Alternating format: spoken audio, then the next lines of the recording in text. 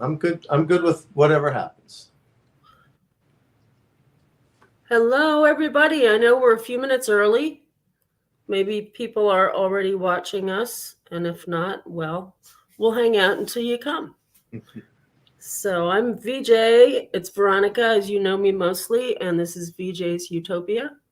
And welcome to everybody who's popping in to say hello. And let's see. Can you see the comment screen, Bruce?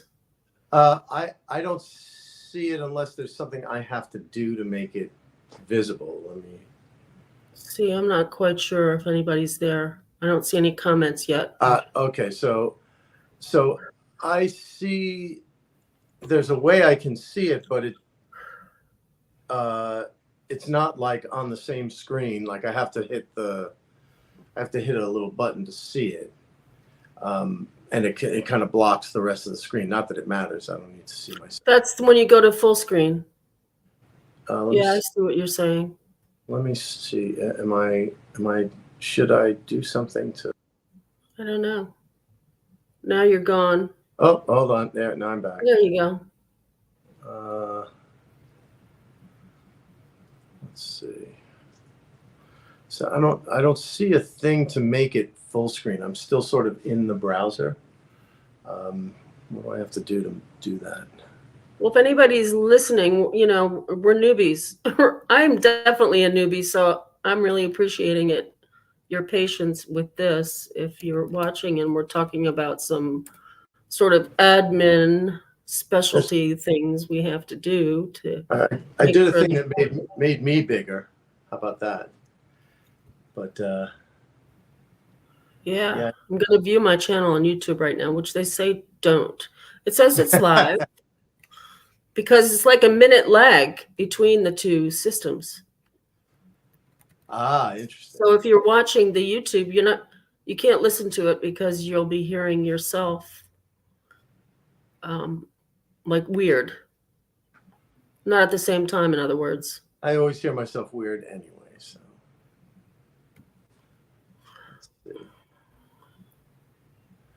Well, you know what? I'm just going to roll with it this way and see what happens. Hang out. Yeah, I can see it on YouTube now. And there's nobody there. That's okay. We have I think the last I checked said 28 or 30 people were certainly joining for sure. Oh, well, and there's 90 people interested in it, which is Sunday, so I don't know. It's only 5:31, so. By the way, as advertised, this guy decided to join us, so. Aww. Is he a Lhasa or a Shih Tzu? Shih Tzu. Oh, I've had 3 Shih Tzus before. This is Angus.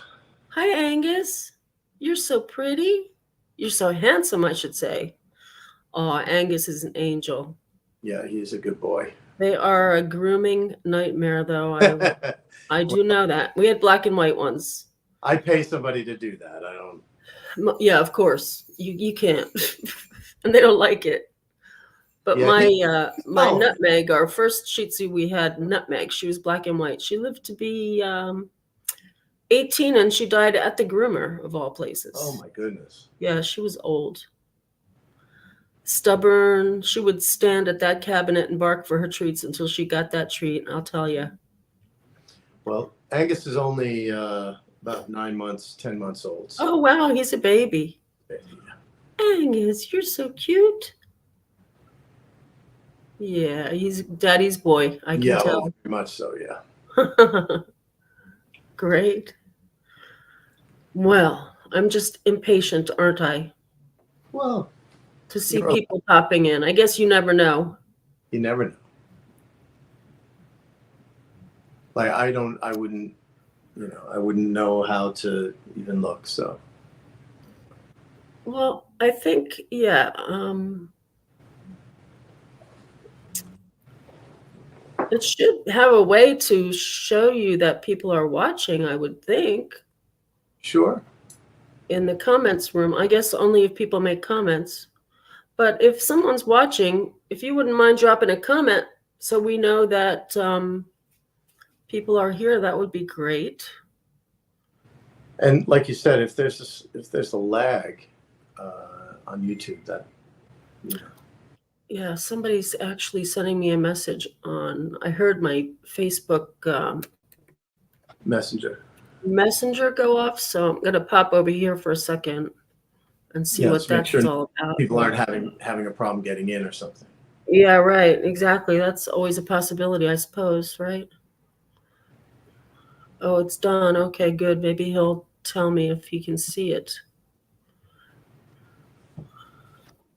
Don, are you watching? That's Don Slovin. He you met him in Hawaii. Actually, Yep. I gave him rides everywhere. You remember who he is? Sure. He Yeah. played the little drums. Yeah. He was really excited to hear about you. And they're doing in Woodstock an improv jam band thing, Oh, nice. actually, on both afternoons, which is nice. Fun. So he was like, well, maybe Bruce will come. I'm like, I don't know. I think he's probably going to be going nuts there, but Well, certainly yeah, let him know about it I don't anyway. yet know what the schedule is, obviously. Oh, I but, know. And you can only spread yourself so thin.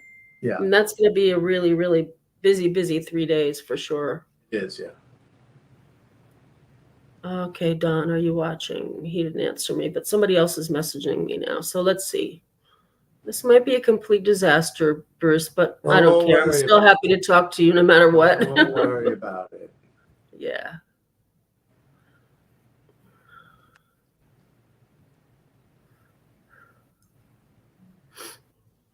Let's see who else is messaging me for the moment. Oh, okay. I can see Don below. Why don't I bring him in, huh? Since he's waiting to talk to you anyway. Might as well, or I can make him wait till I see more people there. It's up to you. You're driving. I'm just. I'm the driver. It's just, I guess with these things that are live, you can't always depend on what you wanted to be. I'm finding that out, as you know, from being a performer. And sometimes it doesn't turn out what you planned on, right? Well, sometimes you get interesting things that happen that make it a unique experience, shall we say. Well, I'm going to bring Don, because Don is kind of funny and interesting anyway. So, What? Hi, Don. Hi, do you hear me?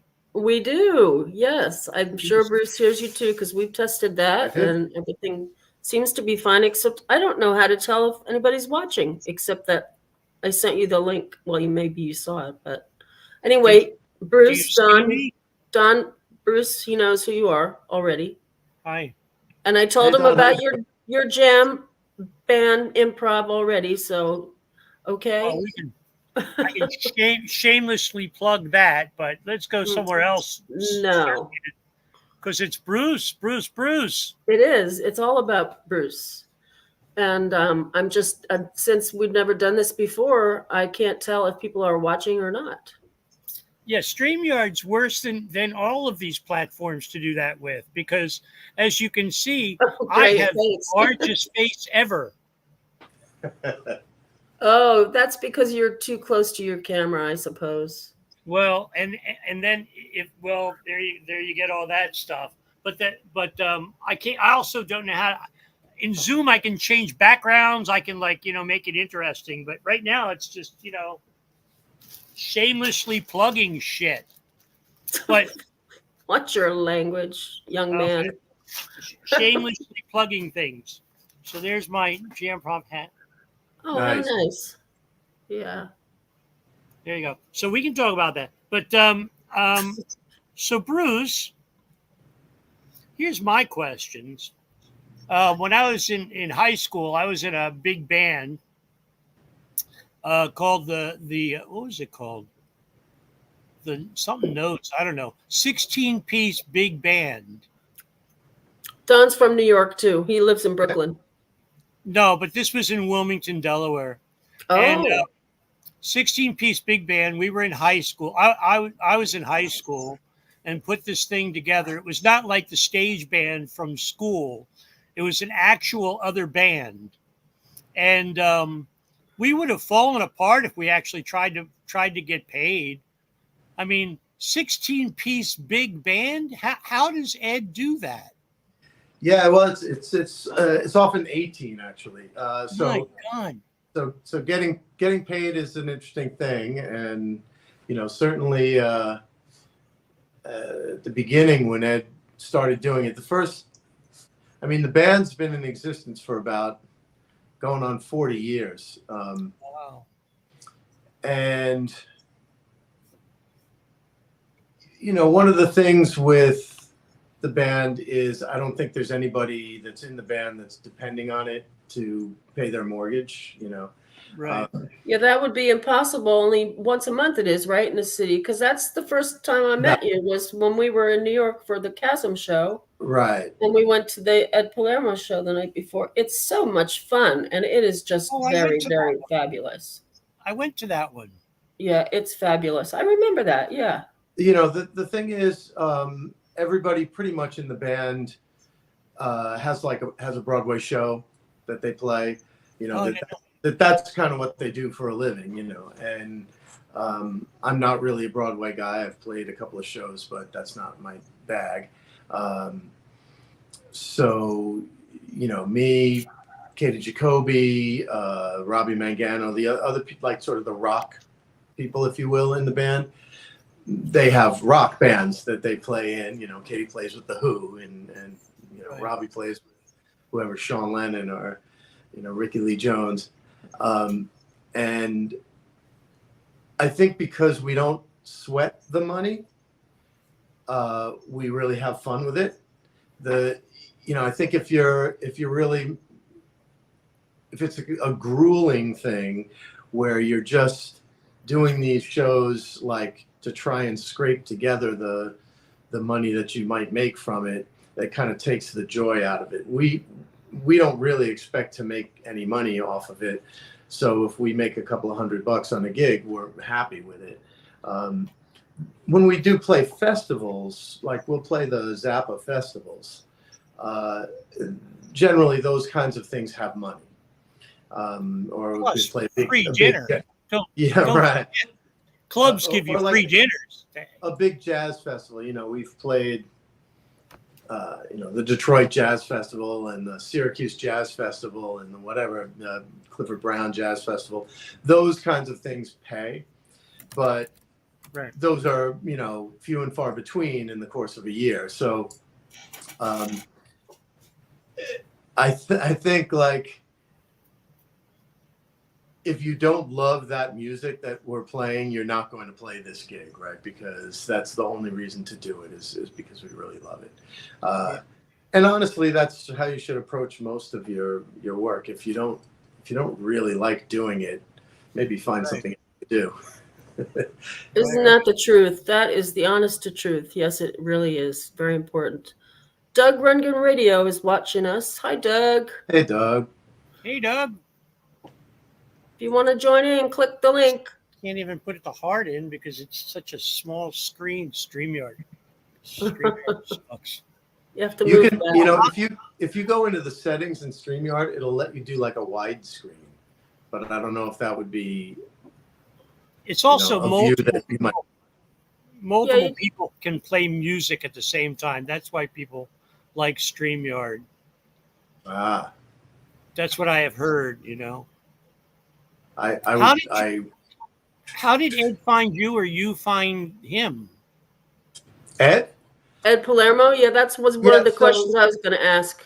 So it's really an interesting story, and it really plays very much into the same sort of path that got me playing with Todd, which was more this idea of it was a piece of advice my dad gave me, which was a very, very important piece of advice. My dad was also a musician, my mom also. And he said, prepare for the gig that you want. And that gig may never come your way. In fact, it probably won't.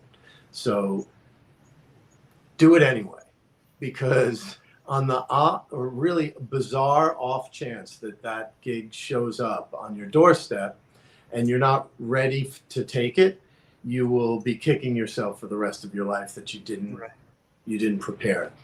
And so I spent, a good portion of my life learning Zappa stuff, which is not a particularly useful thing in most contexts. It's not something that's going to give you much commercial viability. It's not something that every bar band can play and stuff like that. So, but it was just something I wanted to do. And when there was a show that was up in Nyack, and I got a call. Oh, well, I was on my way to go see the show because I wanted to see the band. And my friend Paul Adamy is the bass player in the band, and he called me as I was getting dressed for the show. And he said, hey, what are you doing tonight? And I said, well, I'm actually coming to see your show. And he said, well, our singer has laryngitis. Would you be interested in singing tonight instead of seeing the show? Wow. Well, he was honest. That was nice. It wasn't like he was trying to, cozy up to you to get you to come. He told you like it was. I need somebody. Yeah, and so I said, well, okay, what songs are we doing? And he said, well, I'm going to have Ed call you in a minute. I said, okay. So I hung up, and Ed called me a minute later and said, I'd never met Ed. He said, this is Ed Palermo. I said, hey, Ed. He said, Paul tells me you know every Zappa song. I said, that was a laugh, because you can't possibly do that. But I said, I'm relatively conversant in Zappa music. So he said, well, can you come and sing? And he listed off, 5 or 6 songs. And I said, yeah, I can whip those together. And he said, okay, sound check's in an hour. I said, all right, well, let me get going. And I hung up and realized I didn't know a couple of the songs that he said, but I just said I did. I mean, I knew the song, but I didn't know it well enough to perform it. And so I very quickly went to my computer and printed out some lyric sheets and put a couple of MP3s on my, back then my iPod Nano or whatever it was, to listen to in the car on the way to the show. And I got to the show, and I learned what a sound check is for Ed Palermo, which is basically playing the first 8 bars of a song and going, okay, let's move on to the next thing. So I didn't get any time to actually rehearse it or anything. And it's just like, okay, we're going to just do it. Which might be fine if it was, a Beatles show or a Led Zeppelin show or something, but Zappa's a little more complicated. It's really complicated stuff. Yeah. So there were some hairy moments, but it was fine. And I just assumed it would be that one event. And once the singer in the band got his voice back, it would go back to normal. And it did. But about 6 months later, Ed called me and said, okay, so the singer in the band moved to LA.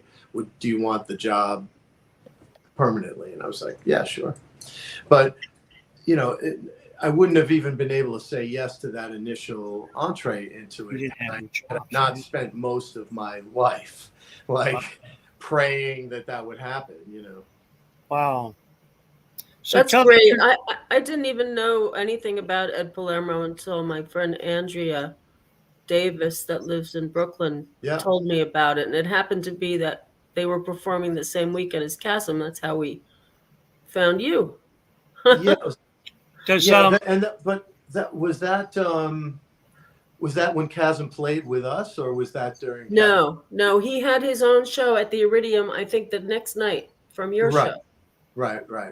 Because I remember Ed saying something to the audience about, we know we have some Todd Rundgren fans here in the audience that are going to see Chasm's show tomorrow.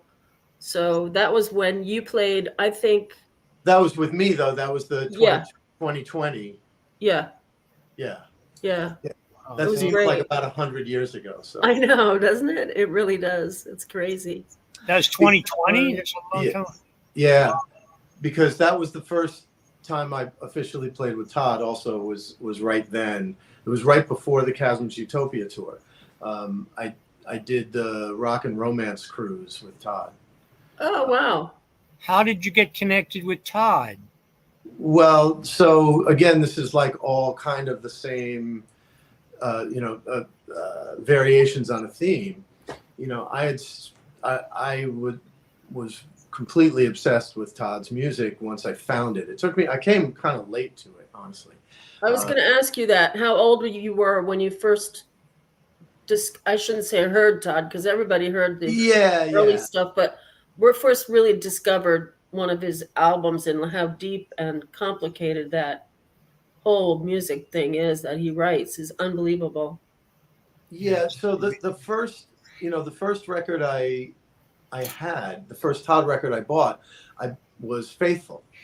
And the reason I bought that record was, so I was 14 or 15 at that time, and I was really, really getting heavily into recording and things like that. And so I had a studio in my teenage bedroom that was. It was really elaborate for a 14-year-old back then. Cool. Part of it was that I had some older friends that were professional engineers and musicians. So they gave me some gear or loaned me some gear. And I moved all my furniture out of my bedroom, much to my parents' delight. Moved in drum kits and amplifiers and hung microphones from the ceiling and, all this stuff. And I had started doing... In the basement? Basement? No, in my bedroom. Oh, wow. Okay. Where was that? Where was that in New York? Yeah, New York. In Well, so that at that time it was in Westchester. In Westchester, okay. Yeah, and so I was really into figuring out how records were made at that point. Like I was deconstructing records and trying to replicate how they were made, and I did a version in my studio of Fixin' a Hole by the Beatles. And I deconstructed everything, way back before you could get the isolated tracks and things like that. And I tried to replicate Fixin' a Hole, which... How did you do that? I mean, I had all the instruments and I had I didn't even have a 4-track machine, but I had multiple 2-track reel-to-reels. And so I would bounce tracks from one reel to reel to the other and build up all the tracks. Plus sound on each one, right? Yes. Yeah. And so when I did that with Fixin' a Hole, and it came out, it was interesting, it wasn't great by any means, but it was a really interesting learning process. Well, right about that time, I heard Todd's version of Good Vibrations from Faithful on the radio. And I said, oh my God, he figured it out. Like he figured out how to do this. I have to get this record so I can figure out, based on the original version of these songs and Todd's version of the songs, hear the differences and maybe figure out some of the missing pieces of how these songs are assembled and how to create a sound like that. Very cool.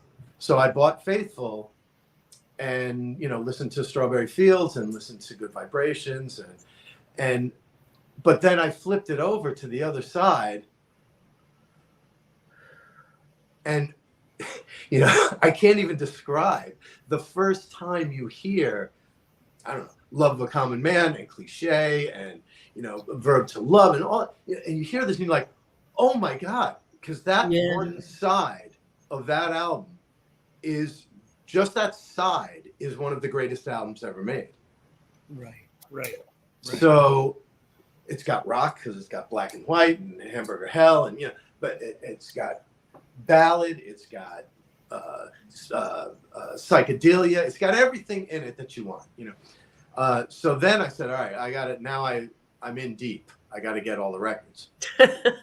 Yeah. So I went and got. I think the next record I got was probably Something Anything.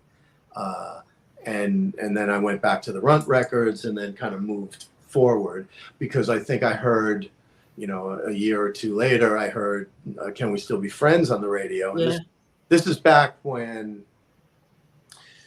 if you heard something on the radio that you loved, you were screwed, because you had to sit by the radio for the next however many days, hoping you might hear it again. Right. And that song in particular, and in particular the vocal breakdown in the middle, was something I needed to hear again and again, because it's another thing that's this pastiche of multi-tracking that I wanted to figure out how to do, because it was all these vocals that, yeah, I mean, you could say, if you wanted to be very grotesquely general about it, oh, it's like the Beach Boys, or oh, it's like the part in Parsley, Sage, Rosemary, and Thyme, or whatever. But it's not either of those things. It's its own thing, and I needed to break it down and figure it out. But at that time, I didn't even know that it was Todd. I just heard that song on the radio, and I was like, I got to hear that song again. I got to hear that song again. And then I found out that it was Todd once I did hear it again, and I lost it. I was like, and I had to run out and buy the record. And so then I was in really deep, and I taught myself to play the piano, listening to Something Anything. Wow. I can still be counted on to, whip out Piss Aaron or Marlene or whatever, without a problem, because I spent hours, days, weeks, learning every little piano thing. And I said to Todd one time, I said, I taught myself to play the piano listening to you play. And so he said, you were never given musical lessons at all. No. You did it all yourself. No. And when I told Todd that, he said, oh, I'm so sorry. Because Todd's piano technique is a little weird. Yes, and he asked, do you raise your middle finger when you play those songs? No, I play the doggy chord all the time. Oh my goodness. And all of that kind of just piled into this sense memory and this muscle memory and this general awareness of everything that I could get my hands on that Todd did. So if we move forward now, whatever it is, 30 years later, when I joined Ed's band, I found out that Ed, in addition to being a huge Zappa fan, is a huge Todd fan. Mm-hmm. Ed's perspective is Todd is basically in the same pantheon as all of the great American songbook writers. That he's not an isolated rock musician. His songwriting is in the classic style, in a lot of ways, of the greatest songwriters of all time, and I feel the same way. And so we started doing arrangements of Todd's music and weaving them into the shows that we did of Zappa music, and found out that basically there's a good crossover of people who like great music regardless of how, what style it's in, and people that liked, some bizarre Zappa song also could appreciate Parallel Lines. There's an openness in those people's minds to great music that makes the genre irrelevant.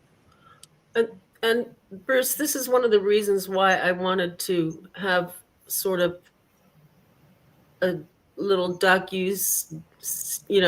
show about you, because and when I met you and I found this out just last May, I guess we were talking at the hotel after one of the shows, and I realized that, oh my gosh, this man was a tribe.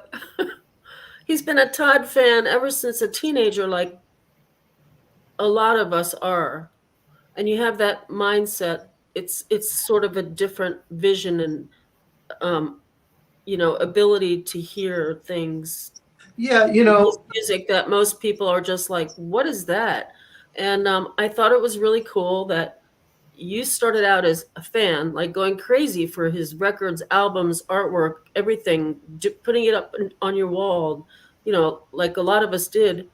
And you ended up actually now being one of his band members, which is amazing. It's That's true utopian dream come true. it's highly unlikely. Let's put it that way. It is, but you so belong there. It's amazing how fantastic. I appreciate that. Yeah, you really do. So I can ask a kind of a more eclectic sort of a thing, because us Todd followers, fans, whatever, do you have the experience also that every time that you listen to this, depending on where you are in life, etc., it just speaks to you in a different way? You know, the interesting part that I always kind of try to explain to people about the effect of Todd's music is that Todd never makes the record you want him to make. He makes the record that he wants to make. Yeah. And depending on where you are in your life, when that record comes out, you may have a wildly different reaction to it. You don't just, like, as a Todd fan, I never sat there and said, I can't wait till the next album because it's going to be like this feeling I've got from this album all over again. It's never that. You know, there's always a degree of kind of almost fear and trepidation where you're like, I wonder what it's going to be. It's true. And when you start listening, and when you start listening to it, you go, I don't know about this. I was really looking for that. And then you listen to the whole thing, and then you're like, wow, this is even better than the last one. It's like everything is different. So, you know, I'll give you a great example. When Acapella came out, it was not the Todd album that I wanted at that time. It wasn't. And I listened to it and I was like, whatever. Okay, it's like a parlor trick. I don't, you know. Now whatever. You're singing the song. Not for me. Not for me. Now you're singing it. I listened to that record, you know, now it's almost 40 years later, but I listened to that record 10 years ago and it was like listening to it for the first time. Right. Because I was at a point in my life where I went, oh my God, this is the most genius record ever.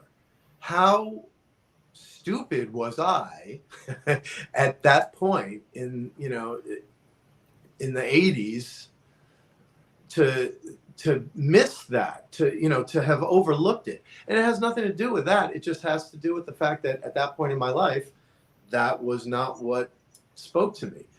So the beautiful part about all of this is there are things that, of course, we listen to when we're teenagers and we can still kind of recapture the feeling of what it felt like to hear it the first time as a teenager. But there's a whole wealth of music out there that he's made over the decades that you can freely discover for the first time at any time in your life and create this new association with. And I'm finding that with a lot of the material that we've played on this tour so far that I was not terribly familiar with. Like I didn't particularly, honestly, I'm going to throw this right out here because it's relatively recent history. You know, it's within the last 20 years when Liars came out. Everybody told me, oh my God, you're going to love it. It's just like an old Todd album. You're going to love this album. I listened to it. I was like, I don't like this album. And now, of course, I'm playing God Said and I'm playing, you know, whatever every night. And I'm like, this album is amazing. And that's not me missing it as a teenager. That's me missing it as a 40-something-year-old. So your whole, you know, perspective can change at any time. So we say a lot of times that he's 5 to 10 years ahead of time. Yeah. I think it's, you know, that's much more of a technological or stylistic thing than it is a songwriting thing. You know, for me, the most important thing always, look, I'm one of these people that if the song is great, the record's great. I don't care how bad it sounds. I don't care how bad the record was made. I don't care whether it was played in time. I don't care. If the song is great, it's a great record. If the song is bad, no matter how perfectly that song is executed, it's still a bad record. And so I like to think of if if I took any of these songs from any era, you know, from Global or from Naz, and I sat down at the piano and played them, or sat down at the guitar and played them, it would be a great song. And that to me is much more important, because that's the thing that sticks in your head. The thing that sticks in your head is not the kick drum pattern. You know, the thing that sticks in your head is the song. And the most wonderful part about you know, playing with somebody who's got 40, 50 years worth of catalog out there is Right. that the vast majority of those songs are great. And it doesn't really matter what style we play them in. It doesn't matter if they're bossa novas. It doesn't matter, whatever. The song is great. It's a pleasure to play it. Which, by the way, I love. I just thought I'd throw that in there. The bossa nova stuff is just fantastic. Yeah, I mean, I loved that record when it came out. Again, that's another weird thing. A lot of people didn't like that A record. lot of people didn't like it. I loved it. I love it. Does he also, like, how did you guys develop the medley on this tour? We made it up in about 15 minutes. Todd just said, "Okay, here's the list of songs. Figure out how we can glue these together." And we in the rehearsal studio, we just went, "How about That's here?" brilliant. You know, That's brilliant. I the first time I heard it, I kind of went like, "Oh, this is the cynical Todd. Get these songs out of the way so we can go and do something else." it's easy to think that, but we have so much fun playing them. Oh, absolutely. I'm not You saying know, bad about that at all. I think if we were just going through the motions, it would really feel like that. It would really feel perfunctory and whatever. But we have so much fun at that part of the show that I think everybody gets it. And you know, judging by the reaction of the crowds when we play it, they're Yeah. so happy. It's so cathartic at the Yeah. end of that show for that to happen, and for us to be like literally feeling like fans while we're playing it. You know, And it's- musically, continuity, you know, between the one song and the next was absolutely brilliant. You guys did an Yeah. amazing job. yeah, it took us a little while to get comfortable with it, but I'll bet. I'll bet. so I just Okay, got so guess what? Guess yeah. what? There's people sitting waiting on Facebook for Yeah, it to go that's- live. I just got a text from somebody who was like, "Are you guys starting?" They somehow didn't click on the link in the event, which is weird. Events are so difficult to deal with. I don't really. But I'm going to just put a link to it right now in there. In the event, put the link Sorry. in the event. Sorry to interrupt. I wanted you to know what was going on. Yeah, you're doing a great job, by the way, Veronica. Me? No, you guys are just, I'm glad to hear you guys talking together. That's nice. Let me see. Let's see if I can get this link reposted in the live now. Okay, so what else can I ask you? Oh, I see. I'm just a fan. I'm just, I'm a fan band. I'm a fan guy. So we want to know. I want to know things like, what do you eat before the show? Well, it's funny because you're supposed to like lose weight and get anorexic when you're on tour. I gained like 15 pounds. And we eat very well. Let's put it that way. We're treated very well.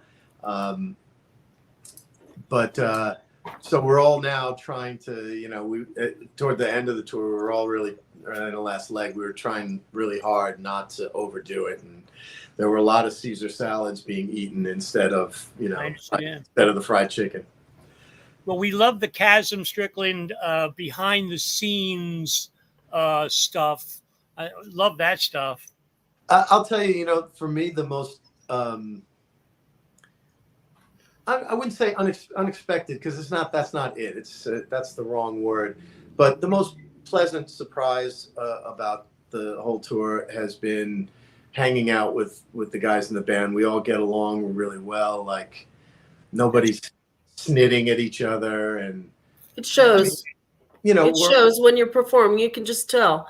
I love the way you and Chasm feed off each other when you sing "A Woman's World." that's Yeah, that's great. we're even by the last week of the last leg, when we've been out for almost 4 months, we were still all going out to lunch together, going out to dinner together, hanging out together. Crazy. So, that's a really, really pleasant way to tour, because it's not always like that. There's always some weird friction or something. This has been so pleasant. There's just something in the headlines the other day. I don't want to go through, but there's something in the headlines about a band that had an altercation on stage. Sure, Jane's Addiction. We're playing with them in St. Louis at the Evolution Festival. Oh, really? Assuming that they don't cancel the rest of their tour, but wow. That's in St. Louis, is it? yeah. Yeah. Well, that should- check it that out. should be They just canceled one show. Yeah. I don't know what's going to happen We'll there. see. We'll Bottom see. line is you guys get along well, and that's really important. Yeah, and we don't have, look, we're old and grown up, but that doesn't mean anything, because so are they in Jane's Addiction. But they also have a history of, substance abuse problems and interpersonal issues and whatever. We don't really have that issue, and it's nice at the end of the show, when you're getting back on the bus with everybody, to not be like, ugh, I gotta be on the bus with Prairie again, And me, I'm like, yay, I get to get on the bus with Prairie and make Yeah. Yeah. So I guess it's kind of a do your own That thing. must be interesting Yeah. experience with Prairie. Yeah. Okay, we Yeah, have people now. We have people watching because they're all figuring it out. It was on YouTube. Maybe I did something, but oh well, that's okay. There'll be a record of it anyway, so they can go back. Yeah, anything exciting that you may have missed is going to be out there in perpetuity for the aliens to find. And That's right. That's so funny. Bruce is taking questions. If you all want to type questions in or ask to be a guest, that's fine. We can put you on the screen with them. We're having a good time. I can just make stuff up and tap dance a little. Yeah. But I guess tap dance. So Don, to answer your question earlier more thoroughly, but I can now, since there's folks here, I can circle around to the end of that story, which is how I wound up in the band, right? Okay. And so let's go in the Wayback Machine to 2016, maybe. I don't know. It's a long time ago now. In the big band, like I said, we were doing occasional Todd songs interspersed between the Zappa material, and enjoyed the reaction that was getting from folks. And so we said, we should do a whole record of Todd and Zappa juxtaposed, right? So we made this record called The Adventures of Zod Zundgren, which has interspersed Todd and Zappa stuff, and sometimes crossing over itself, where there are Zappa figures within Todd songs and Todd figures within Zappa songs. I've got to get that album or CD, whatever you call it nowadays. I don't call it anything. A little chip, Yeah. whatever it is. Yeah, we'll have it implanted in your brain. But Lynn, I'll get to that in a moment. That's a good question. So we did that record, and we had a CD release party for it at Iridium. And that day we get a call from Greg Bissonette, who's the drummer in the Ringo's All-Star Band. And Greg said, hey, I think I'm going to bring Todd to the show tonight. And we're like, yeah, okay, that's probably not going to happen, because we know Todd's busy and whatever. And Right. whether or not Greg wanted to bring him is another question, or whether Todd would actually show up. But we put them on the guest list, obviously. And, we start the show. There's no sign of them. It's fine. We're a few songs in. And there I see Todd coming down the stairs with Greg. And they sit right down in front of me, basically, like right at my knee. And I realize as Todd walks in, I look at my set list and go, oh my God, the next song I have to sing is Hello, It's Me. And I got to sing it in front of Todd. And I was like, great, sure. There's no pressure there at all. So we launch into Hello, It's Me. And when we start it, Todd realizes that our arrangement, it's a jazz arrangement, but it's based on the Naz arrangement of Hello, It's Me, not the Something Anything version, right? Which is much slower and has the vibes in it and stuff like that. It's a very like slow burn Hello, It's Me. Mm-hmm. And Todd goes like this, yeah, because nobody does that, Wow. People only, and I was like, okay, I just got blessed. Great, cool, so we do that, and we did a few songs, and Todd seemed to be really enjoying himself. He was kind of standing up on his little seat, and so I got bold, and I said, Todd, do you want to come up and sing a song? Knowing full well that the answer would be, are you out of your mind? Absolutely right. Not. Thing. But no, he goes, okay. And he bounced up on stage. And I was not expecting that to happen at all. You never know. I didn't have a good plan for what to do. Yeah. And Kauai, I asked him how he felt when people sang his songs, like those full bands that we did and created. It was great, the chorus and all that stuff. And he looked so happy because I happened to be sitting right next to him. And I said, how do you feel when you watch all these people that love your music so much and they do all this performance and go to all the trouble to get it together and make it happen? He said, I love it. Yeah. Yeah. No, and he's genuine, and so he gets up on stage and I said, well, let me see what's in our book here that we can do. And I looked and I said, well, a lot of these have really weird arrangements that it would be hard for him to know, where we're going. And I wanted to make it easy on him where he could just sing it like it was the record, even though the arrangement would be a little different underneath, it would track appropriately. So I look and I said, oh, well, how about Emperor of the Highway? Because the form of that song is very much like the record. So he goes, oh yeah, okay. So I said, all right, so there's two vocal parts there. There's the lead part, right? And then there's like the counterpoint part. Excuse me. I said, no, you're fine. I said, what do you want to do? More light. The sun's going down. So Todd says, I'll do, you do the lead part. I'll do the counterpoint part. I was like, oh my God, great. Again, no pressure there. So I've got to start the song, So I started, and he comes in with the "Lo, methinks that thou hast driven too far" part, and it was fun and wild and woolly, because Todd didn't know the words, and it was right. But it was great. It was a lot of fun, and I figured he would just then hop off the stage, and he goes, "What do you want to do now?" And I was like, "Okay." So, he was having a good time. That's good. Yeah, he was having a good time. So I said, "All right, well, how about Song of the Viking?" He goes, great, okay. So we do Song of the Viking, which he knew the words to, and he killed it. Like, that's not an easy song to sing. I can tell you from direct experience of having to sing it. It is not an easy song to sing, and he knocked it out of the park. And we had a great time, and he dismissed himself. But that little germ there. When was that again? I'm sorry, when? Was it like 2016? I don't know if I was there at that one. I'm trying to figure it out. So, I had met Todd once before because Jesse had introduced me to Todd at the Iridium when Todd played with the Les Paul trio there. And how did you meet Jesse?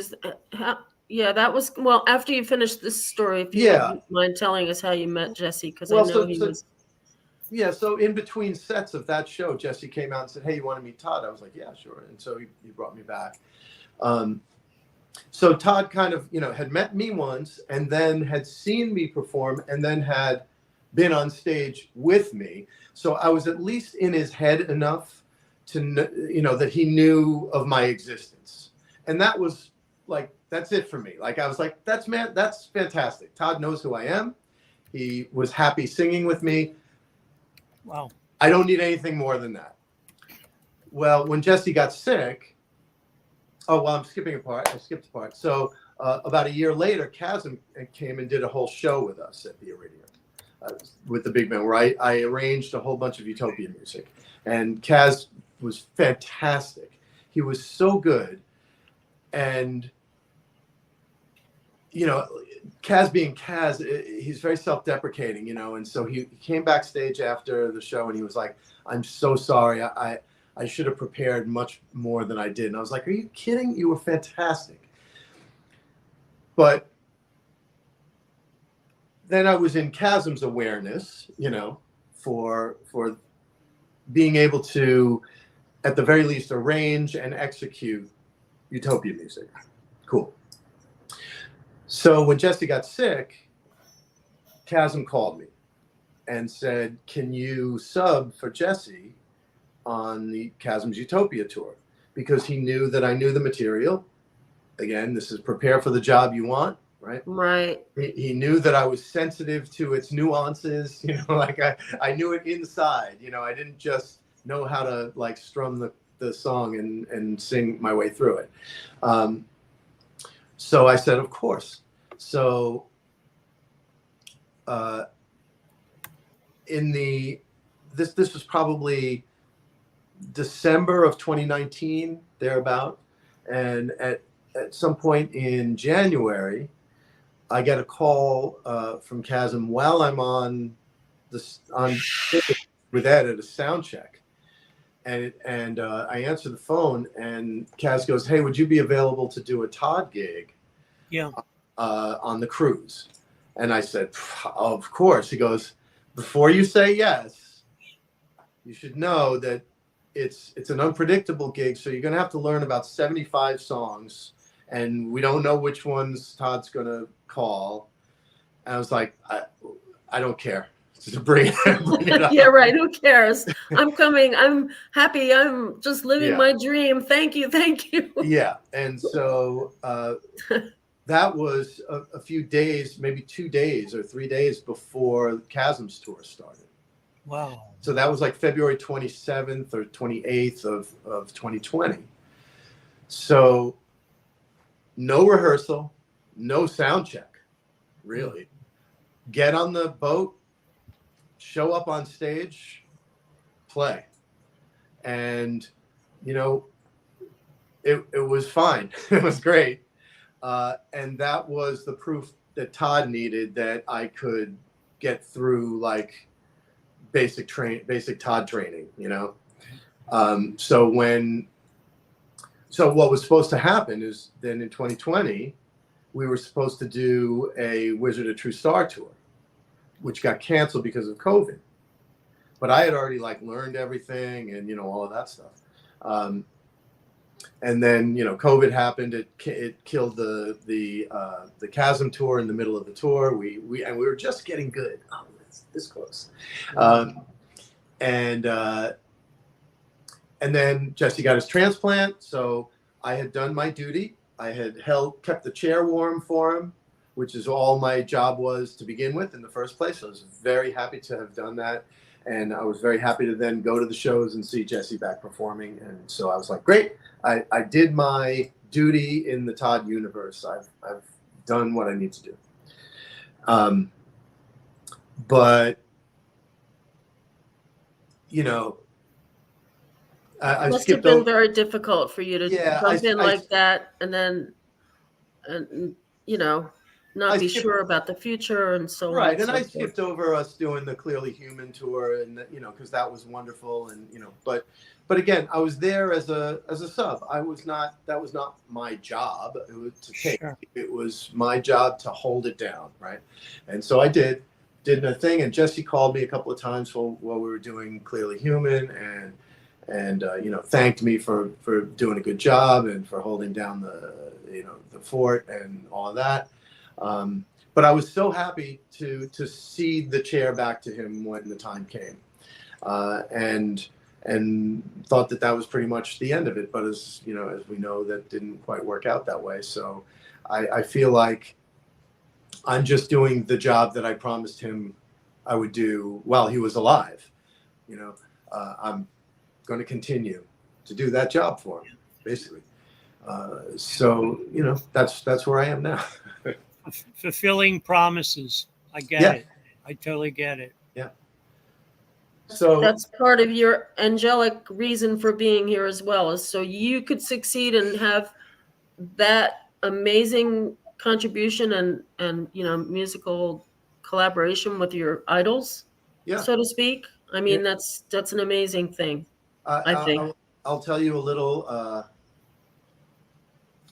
just a little tidbit of what reminds me on a nightly basis what's up and how I'm there and what my role is, which is my microphone still has Jesse written on it because it was the one that he used. And the guys were going to take that sticker off of it, and I was like, no, leave that on there, because we both get to be there then, which is a lovely thing. It's beautiful.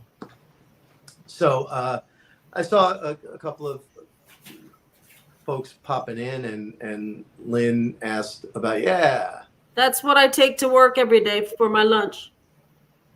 I had these stickers made in honor of Jesse. I took that picture of him at Toddstock in Virginia. That's awesome. Yeah, I passed them out. I don't know if you got one or not, but I did. Oh, good. So, you know, I'm going to answer Lynn's question about honest work, and I'm going to answer it as an adjunct to what I was just saying, which is I'm well aware from being in the audience that spot that I walk into is the Jesse spot where he had done the other part in honest work. But I'll tell you an interesting thing about honest work. We didn't really rehearse it. It's one of the highlights of the show for me, obviously, and the fans seem to really appreciate us doing it and whatever. But when we got together to rehearse for this tour, we sat down to have a vocal rehearsal, and we didn't know who was going to sing the third part. I knew it already, so I said, well, I know it if you want me to try it. And so Todd and Kaz and I sang through it once at a table, and they were like, okay, that's fine, you do it. And then we didn't rehearse it anymore until we hit the stage for a real show, because we just skipped over it every time we rehearsed. I've heard that every time that he's done that with other things, because Todd's so quick that way. When he hears the right thing, he's just like, okay, great. Yeah, like, let's move on. That'll be fine. I've heard that about him, and which is amazing that he can capture that so quickly, that he knows it's going to be the right thing. Well, so in rehearsals, when we would get to that part of the set where we would normally have rehearsed that song, instead Todd would basically sing the first line of Honest Work like an Irish jig. He'd go, I'm not afraid to bend my back, I'm not afraid, like that. And then we'd all laugh and we'd move on to the next song. So the first time we did it, like for real, on stage, it was pretty nerve-wracking, because I was like, we haven't really gone over this enough as far as I'm concerned. But I like the blend of our voices, and it sounds good. And we don't have our in-ears in, so we're really listening to each other really closely, which is a very... that's interesting. It's a very surreal experience, you know, because when you have your ears in and stuff, it's like you're listening to a record.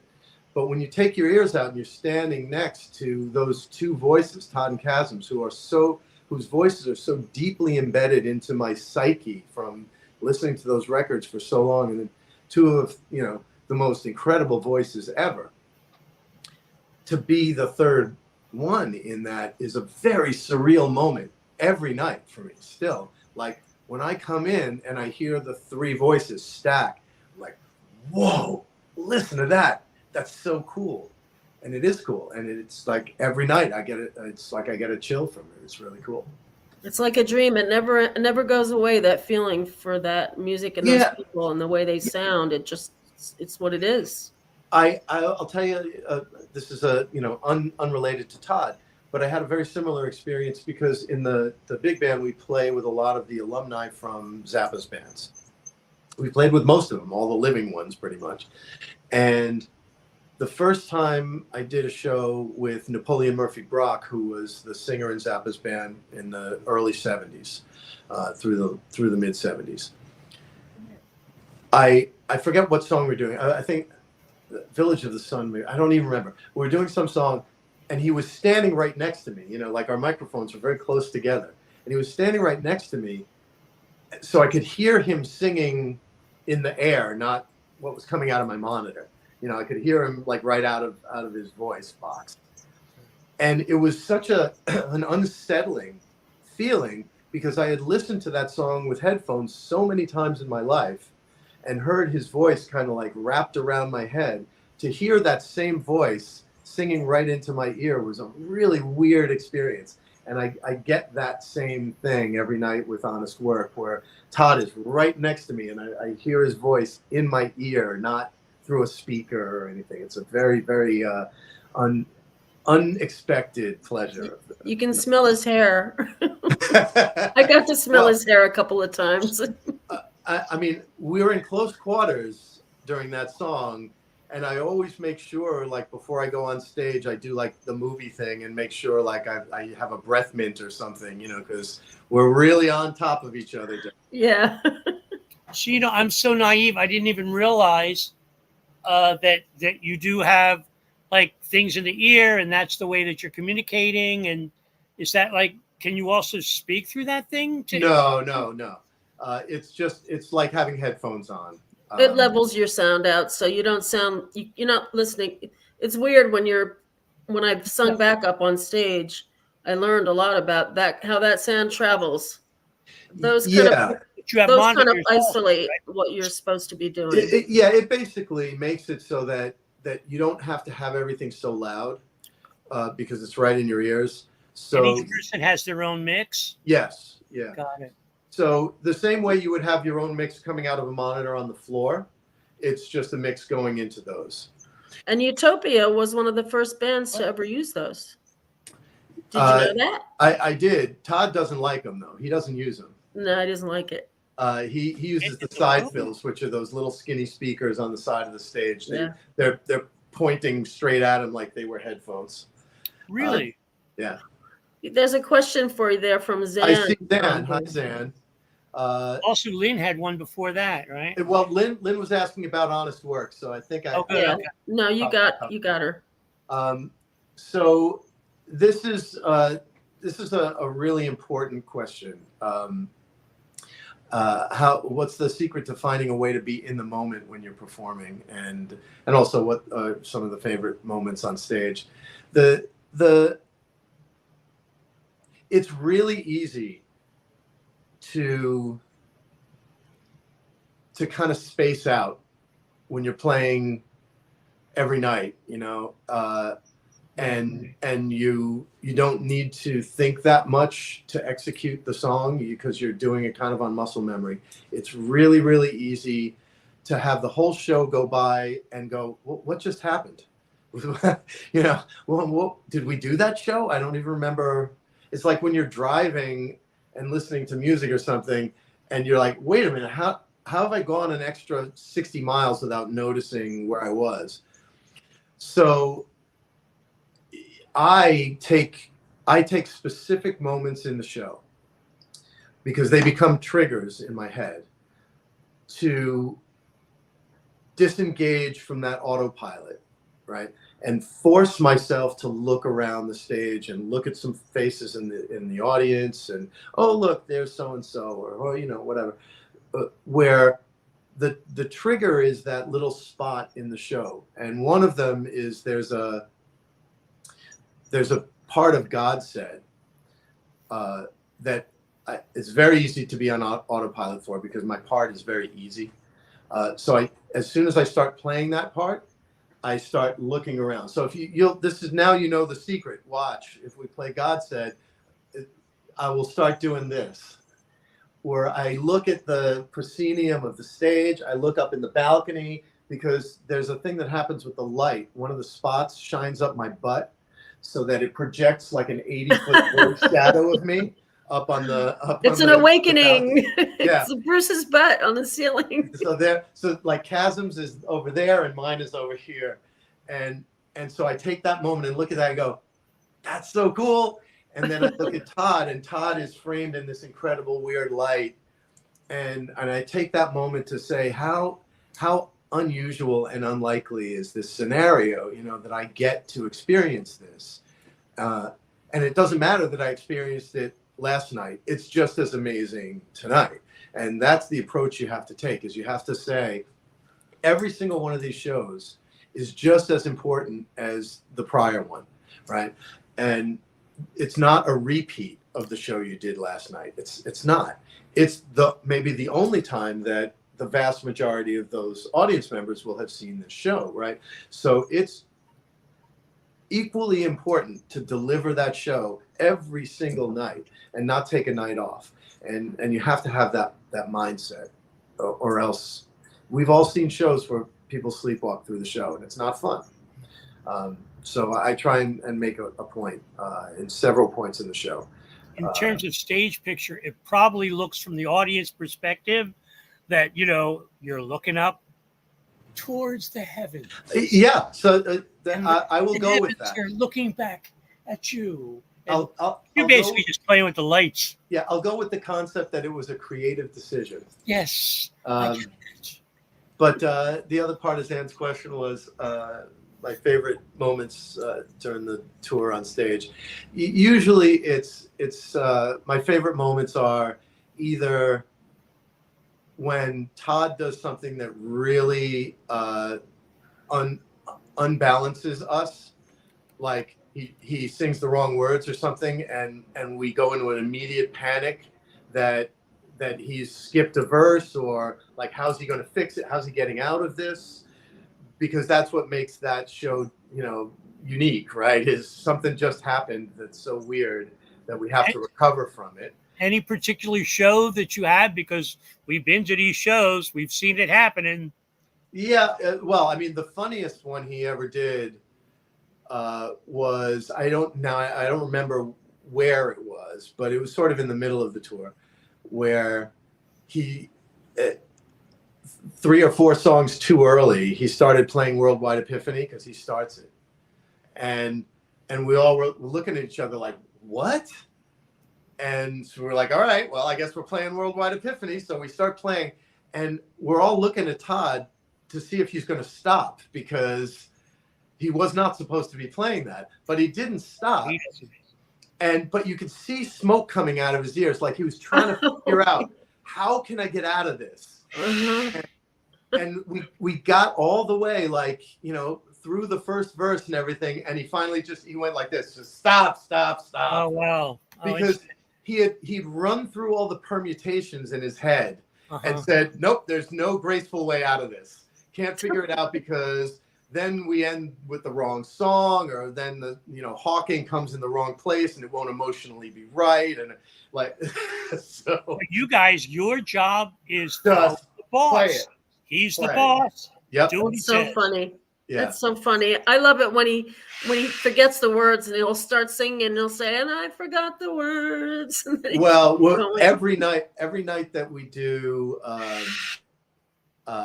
shoot, what song is it? I can't even think of what song it is, but it's one where we answer the line that he says at the end. Me and Chasm answer the line that he says at the end, and he'll mess up the words, and we're trying to listen to which one did he say, because we don't want to say the wrong one as the answer to it. It's always terrifying. That's crazy. But the other thing that I like is when we do occasionally take liberties with our stage position, like Kaz runs over to my little area and we run around each other or jump onto Prairie's Riser or something like that. Those are fun. it's dangerous because you can't mess up when you do that.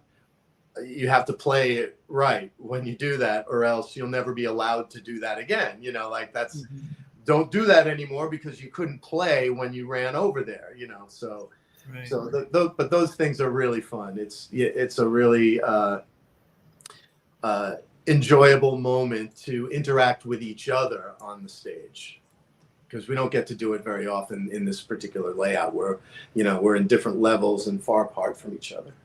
That was one thing I really loved in the Clearly Human tour was at the end of the show during I Love My Life, where Michelle and the girls would come running onto our risers and, you know, like grab onto our necks or unbutton our ties, things like that. So those are fun. It's when you get a little range of improvisation. That was fun. That was a pretty special experience, actually. Yeah. Those Chicago Yeah, it really was. shows. Yeah. A lot of talent and love on that stage, and it's just we in the audience totally get it. We really do. You know, I have to say again, reiterate because I've said this before. Most of the people joined, I think, is that the great pleasures of this tour is that all the guys in the band we get along great, and we hang out together, and we all have great appreciation for each other's abilities. I mean, Gil is one of the most amazing musicians I've ever seen in my life. He's just an insane genius. He is. He's amazing. Gil's path and yours actually also are similar too. By the way, here's a little bit of trivia: is I sent in an audition tape to be the keyboard player for the Utopia thing, and thank God Gil got it over me. Wow, because he's so much better than me. It would have been a disaster if I had gotten it. Wow.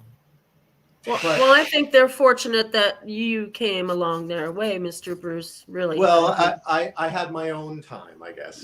Yeah, it was meant to be. It was the tribe aura that got you there. Sorry about my bird screaming there. That's all right. I think some of the the folks that have I know one of the things we're doing on this leg is we're doing like a sound check meet and greet kind of package.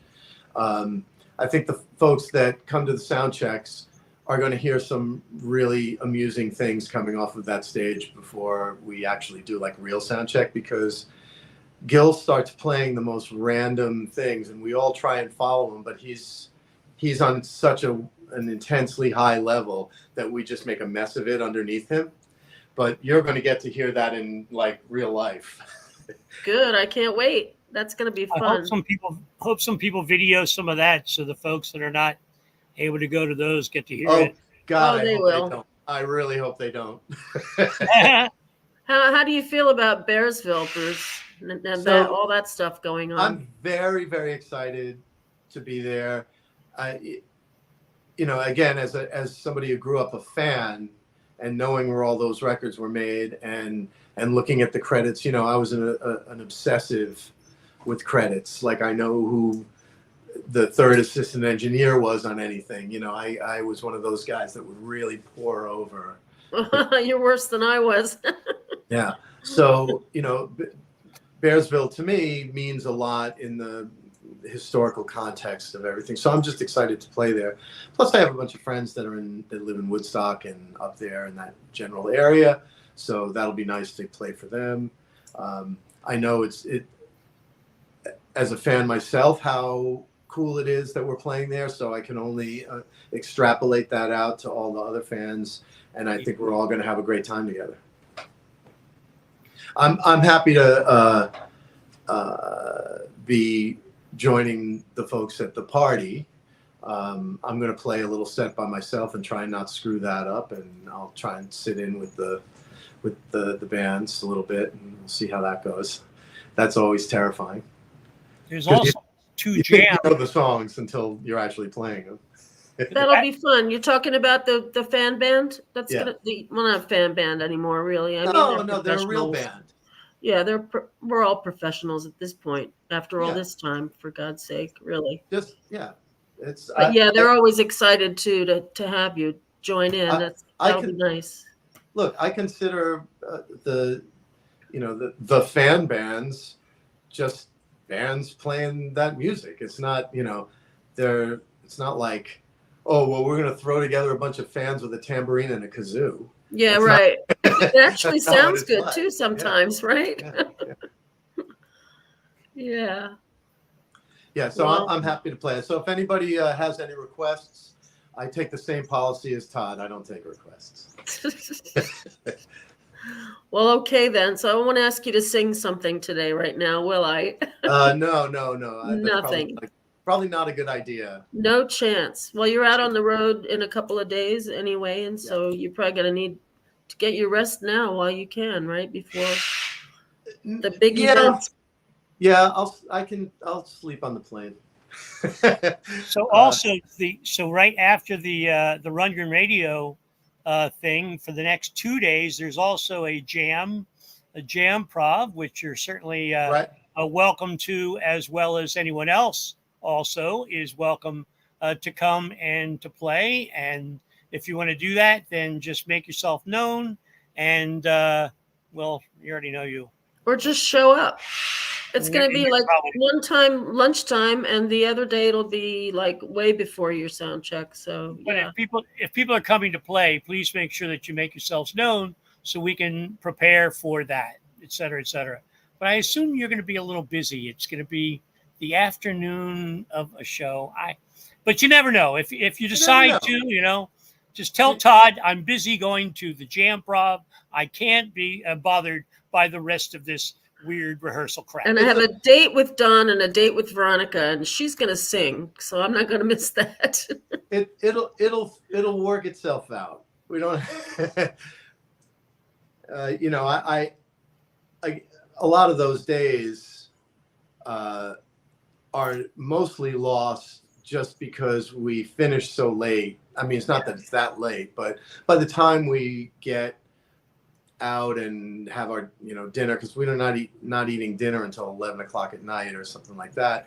And that's murder. Then you just go to sleep, or you talk to people for a while until 2 a.m, and then you go to sleep. Yeah, so a lot of times the next day is like I'll get up and shower like right before sound check. But and we were, as fans, we're so thankful that you guys a lot of times right after the gig are willing to come out and say hello to us. It's really very sweet. It's been a tradition of Todd's band for a very long time to do that.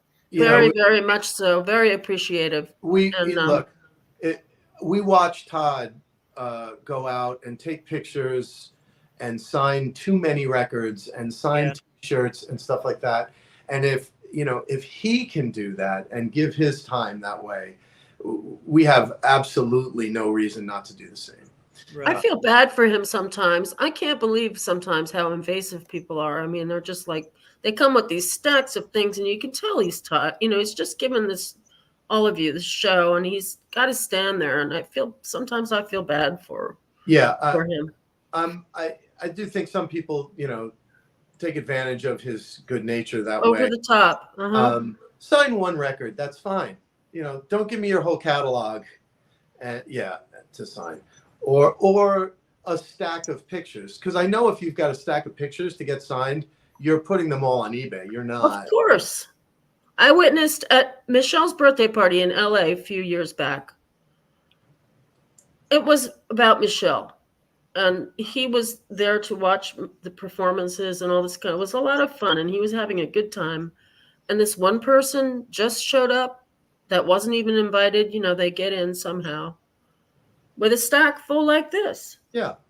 And asked him to sign those records when he was watching, actually, Michelle with this Polynesian band perform on her birthday party. Right.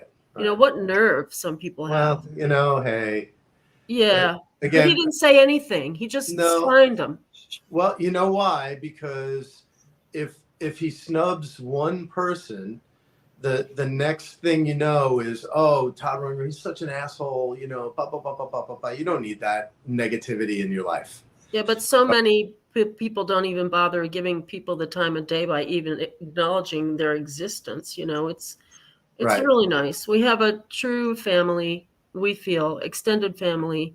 I mean, if it weren't for his music, I wouldn't know these hundreds of friends that I've enjoyed time with and had special events and, really good times because Yeah, the love of that, Todd. And it's it's just one of the great. things that I found out right out of the gate when we were doing the Chasms Utopia tour. Hold on, I have to pick my dog up.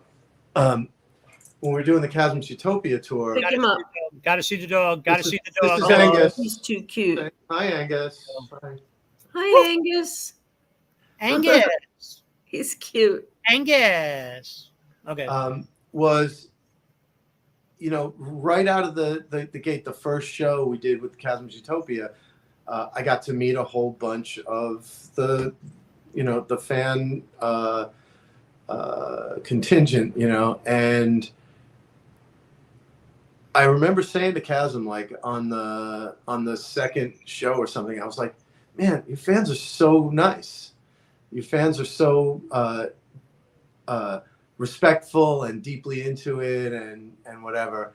And I think that's one of the reasons that the fans have such kind of unique access to us, to Todd. I mean, who has Todd stocks? Nobody, that's a crazy thing to do. But it's because it is that big community of people that care so deeply about it that he feels like he wants to do that. Because it would be very easy to not do anything like that. I mean, nobody else does stuff like that. It was fun, wasn't it? Yeah. You do a mean trivia quiz, by the way, about you stumped me on a couple of the Todd songs. You guys were too good. You stumped me a couple of times. I'll just throw in one more crazy part of that, which is that as a community, we do have power, and we do have power to heal ourselves within our community. We've done some of those healing types events, and it's just becoming so important that we gather together as good friends and Todd fans community that we have been for years and years. And it's just getting more and more important to be able to do that and to also be open to other people. It's just really so important. Thank you, Don. I also find, that it's not just a bunch of insular, folks that have been in it for the last 30 years doing it or whatever. The fan group is very welcoming to new people. Like, oh, this is your first show? Come with us. Come, sit over here, and here's how we do it at the end of the show, and And that's a really nice thing to see. Yeah, well, the gatherings before the shows, we always meet up at restaurants and reserve a section, or if we can, most of the place, and it all starts like that, and then we continue, and it's really, really nice. And this year we have the 2 jam provs, shameless. Yes, we know. Well, you don't, not necessarily. So I'm trying to make that clear. So what are you finally making for dinner tonight, Bruce? You said you were cooking up something, and yeah, I hedged and had dinner early instead. Oh, good for you. That was smart. Yeah. Great. So what did you have? We had Mexican. Oh, okay, good. Oh, you are a part Mexican, aren't you? If I remember. Am. Hold on, I just did a weird thing to my screen. Give me a second here. There we go. Yes, I'm half Mexican, so but that had little to do with my choice of Mexican food for dinner. That's probably true. I like Mexican too, and I'm Polish, so whatever it is. So I don't know. Did you want to tell us anything more about like your next getting out on the road? And well, that's going to last a couple of months now, right? Yeah, we'll be done right around Halloween. It's this is going to be a relatively short leg compared to the first one, which was quite long. Yes, I thought so. So, so we're going to try and like come roaring out of the gates and give you some good shows. And I think it'll help everybody's stamina a little that it's a little shorter. That was a long haul, the first one. And You know, it's so great not even going to the shows anymore, but also seeing our friends from all around the world that we get to see and gather.